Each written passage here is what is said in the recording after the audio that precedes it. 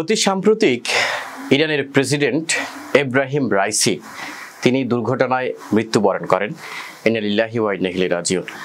তো সেই দুর্ঘটনাকে কেন্দ্র করে বা তার মৃত্যুকে কেন্দ্র করে অনেক ক্ষেত্রে দেখা যাচ্ছে শিয়া এবং সুন্নি এই বিষয়টি আলোচনায় আবারও চলে এসেছে। সামাজিক যোগাযোগ মাধ্যমে অনেকে ইব্রাহিম রাইসির যে জানাজার যে ভিডিওটি আছেন সেটাকে দেখিয়ে সেখানে বলছেন যে কেরাতগত সমস্যা, তারপরে যে আদর্শগত সমস্যা, মাযহাবগত সমস্যা, অনেক ধরনের সমস্যা দেখাচ্ছেন এবং অনেকে আবার অতি উৎসাহী হয়ে বলছেন যে একজন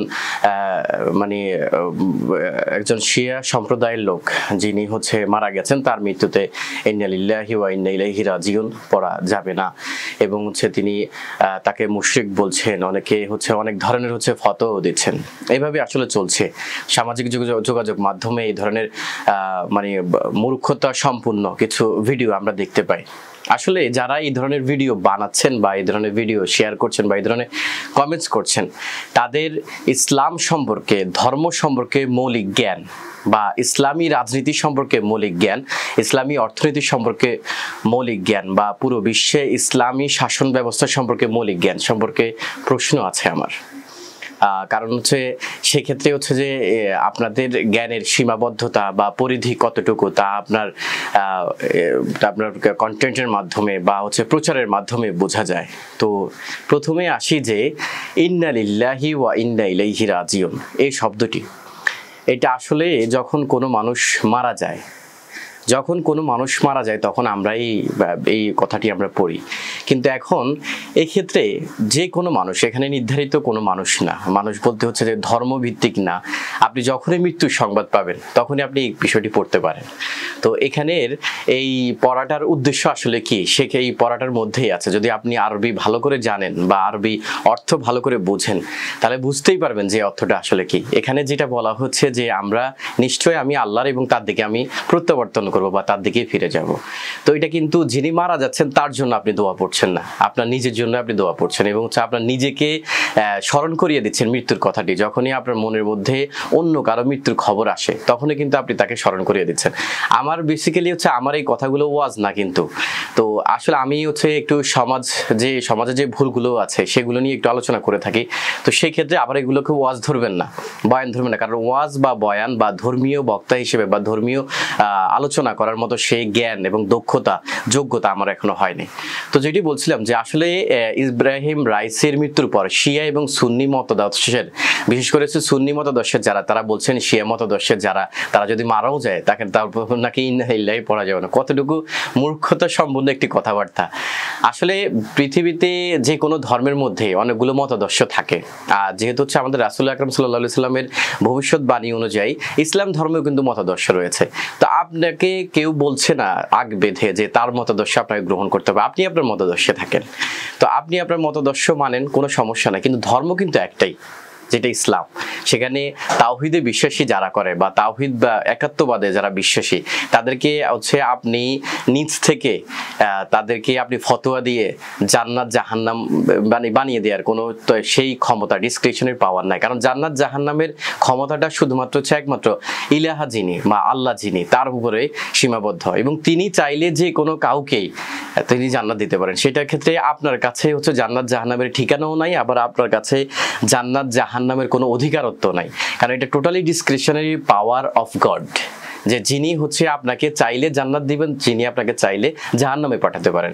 আপনি সারা জীবন নামাজ পড়লেন, সবকিছুই করলেন, কিন্তু আল্লাহ যদি না চান যে আপনাকে জান্নাত দিবেন না, তাহলে উনি দিবেন না। আর যদি উনি মনে করেন যে আপনাকে জাহান্নামে পাঠাবেন, তাহলে জাহান্নামে যাবেন আপনি। তো সেই ক্ষেত্রে আপনি জান্নাত বা জাহান্নামের টিকিট দেয়া বা আপনি জান্নাত বা জাহান্নামের কনফার্মেশন দেয়া কাউকে, তা এটার অধিকার আপনার নাই। যে কোনো মানুষকে সে খারাপ কাজ করছেন, তার সে অনেক অন্যায় অবিচার করছেন, আপনি বলে দিলেন যে সে লোকটা জাহান্নামী, এটা হবে না, এটার রাইটস আপনাকে দেয়া হয় নাই। আবার কোনো মানুষ একেবারে ভালো কাজ করছেন, সবকিছুই ওনার ভালো, কিন্তু আপনি বলে দিলেন উনি জান্নাতি, ওনাকে জান্নাত দিয়ে দিলেন, এটাও হবে না, এটা ডিসক্রিপশনের পাওয়ার আপনার নাই।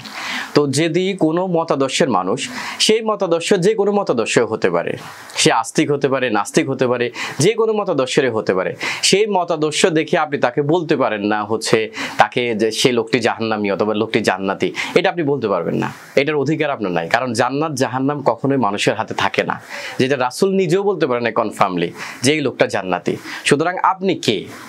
আপনাকে সেই অধিকার কে দিয়েছে? আমরা বলি যে আমি বলি যে ওই লোকটি জান্নাতি, আমাকে এই অধিকারটা আসলে কে দিয়েছে? এই অধিকারটা আমি রাখি কিনা? এই ডিসক্রিশনারি পাওয়ারটা আমার আছে কিনা? তো আমরা এটা বলতেই পারি না, এটা বলার অধিকার রাখে। যেখানে রাসূল নিজেই বলতে পারেন না এটা, সেখানে আপনি বলার কে? আপনাকে এই অধিকার কে দিয়েছে? তো মুসলিম বিশ্বে ইসলামী শাসন কায়েমের ক্ষেত্রে, ইসলামী শাসন ব্যবস্থা, আপনারা ইসলামী বিপ্লবের নাম শুনেছেন, ইসলামী বিপ্লবের ঘটনাও আপনারা জানেন। তো সব ক্ষেত্রে যখন ফিলিস্তিনের মতো একটি দেশকে ইসরায়েলের মতো একটি দখলদারি একটি দেশ, যারা ভবঘুরে ছিল, এই ভবঘুরে একটি দেশ ফিলিস্তিনের উপর এরকম নির্বিচারে অন্যায় অবিচার চালাচ্ছে, বর্বরতা চালাচ্ছে, সেই সময় যখন মুসলিমে আপনারা তথাকথিত যারা মনে করেন যে আমরা সুন্নি, আপনারা হকের পথে আছেন, অনেকে মনে করে এরকম, তো তথাকথিত যারা এরকম বলে যে এখান থেকে মুসলিম বিশ্বের কয়টি দেশ হচ্ছে নিন্দা জানিয়েছে, সেখানে ইসলামী গাম্ভীর্যে গড়ে ওঠা ইরানের মতো একটি দেশ, সেখানের একজন প্রেসিডেন্ট গর্জে উঠেছিল ফিলিস্তিনের পক্ষে হয়ে ইসরায়েলের বিপক্ষে গিয়ে, এবং সেখানে কিন্তু ইতিমধ্যে আপনারা জানেন যে অনেকগুলো হামলাও হয়েছে। তো সেক্ষেত্রে আপনারা মুসলিম বিশ্বের অন্যান্য যে দেশগুলো আছে তারা কতটুকু হচ্ছে যে এটাতে অবদান রেখেছিলেন, এই বিষয়গুলো আপনারা ভাববেন যে মুসলিম বিশ্বে বা মুসলিম শাসন ব্যবস্থা যখনই আপনার ইসলাম ধর্মের অনুসারী, আপনার একই ধর্মের অনুসারী একজন ভাইয়ের উপরে হামলা হচ্ছে, বর্বরতা হচ্ছে, অন্যায় অবিচার হচ্ছে, তখন যেই লোকটি আগে এসেছে এবং তার স্টেটমেন্ট দিয়েছে, সেই লোকটি কিন্তু ইরানের এই প্রেসিডেন্টই। আপনি এখন মুসলিম একটি ভাবাদর্শ বা আপনার মতাদর্শের সাথে মিলে নাই বিধায় আপনি লোকটাকে জাহান্নামী বানিয়ে দিবেন, জান্নাতি বানিয়ে দিবেন, এই ডিসক্রিপশনের পাওয়ার আপনাকে কে দিয়েছে? আমরা আসলে স্বাভাবিকভাবে শুধু এটা না, আমরা সব ক্ষেত্রেই যে কোনো বিষয়ে আমরা যে কোনো লোককে ইজিলি আমরা কাফের বলে ফেলি, মুনাফিক বলে ফেলি, মুশরিক বলে ফেলি। আমরা নিজের ইচ্ছা মতো ধর্মটাকে নিজের আদর্শের সাথে মিল না থাকলে আমরা প্রয়োগ করি। তো সেই প্রয়োগটা আসলে আমাদের ভুল জায়গায় হয়।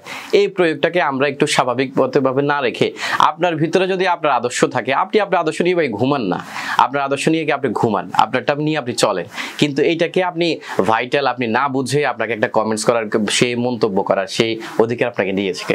কোনোভাবে কোনো মন্তব্য করার ক্ষেত্রে, কোনো সাজেশন দেওয়ার ক্ষেত্রে অবশ্যই আপনাকে আগে বিষয়টি জানতে হবে এবং আপনাকে বুঝতে হবে অনেক কিছুই।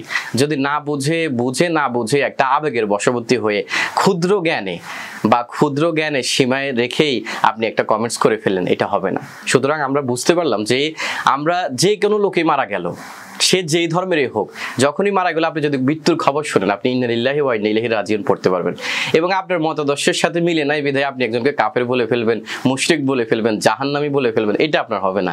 এই ডিসক্রিপশনের পাওয়ার যেহেতু আল্লাহ রাসূল সাল্লাল্লাহু আলাইহি ওয়াসাল্লামকে দেন নাই, সুতরাং আপনারও নাই। তো আমরা এই বিষয়ে একটু সতর্ক থাকবো, আশা করি বুঝতে পেরেছেন। ধন্যবাদ।